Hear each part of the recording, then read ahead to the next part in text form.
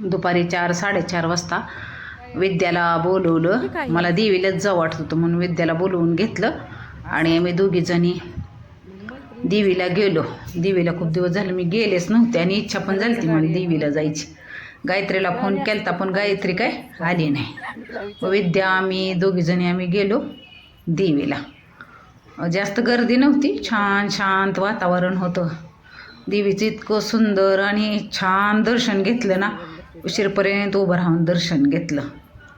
म्हणजे गर्दी असल्यावर कसं घाईघाईतच दर्शन होतं ना, त्यामुळं शांत असं दर्शन घेतलं. जास्त नव्हते संध्याकाळचे लोक, 4-4:30ला गेलतो आम्ही. इतकं देवीच्या अंगावरचे अलंकार आणि देवीचा चेहरा असं बघून तेजस्वी मन प्रसन्न होतं खरं. इतकं छान दर्शन घेतलं, शांत वाटलं, मनाला प्रसन्न वाटलं खरं. आणि देवीचं दर्शन घेतल्यानंतर प्रदक्षिणा मारली. हे झाडं दिवस असं म्हणजे मावळाच लागला होता. थोडीफार आली होती मुलं, ही खेळायला येतात बाग असल्यामुळं. आणि प्रदक्षिणा झाल्यानंतर परत अजून देवीचं दर्शन घेतलं आणि देवीच्या गाभाऱ्यात बसलो अजून जरा वेळ.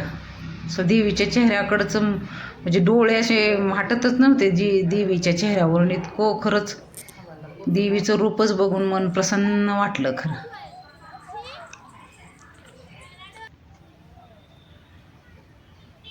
अशी सगळी बसली होती छान, सगळी 4-4:30-5ला आले ना अशी बसतेच जरा वेळ तरी देवीच्या पटांगणात. हे मग पांडुरंगाचं दर्शन घ्यायला गेलो.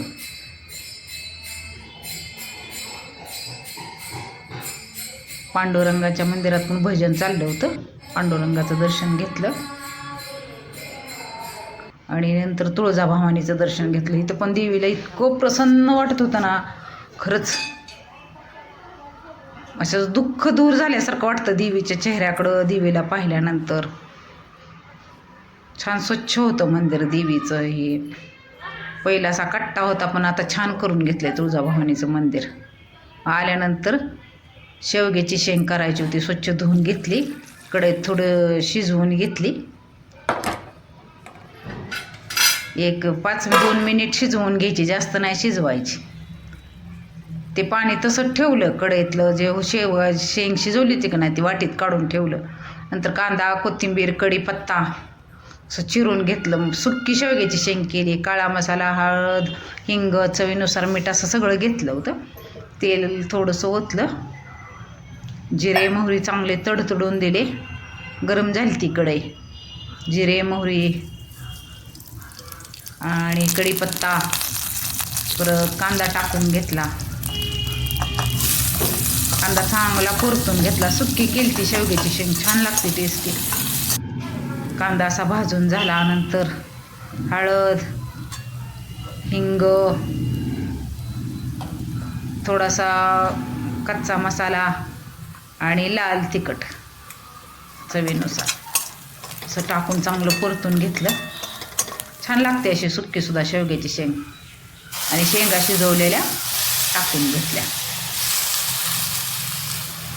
आणि पाणी जे आपण शेवग्याच्या शेंगेत शिजवलं होतं ना ते पाणी टाकून घेतलं, ते वाया नाही घालवलं. परत ते थोडं वाफवण्यासाठी तेच पाणी ओतून घेतलं. आणि थोडंसं 2 चमचे खोबरं भाजलेलं होतं ते टाकलं. आणि परत चवीनुसार मीठ. खोबरं मी नेहमी भाजून ठेवते. आणि 2 ते 2.5 चमचे शेंगदाण्याचं कूट टाकलं. वरून कोथिंबीर टाकली छान अशी.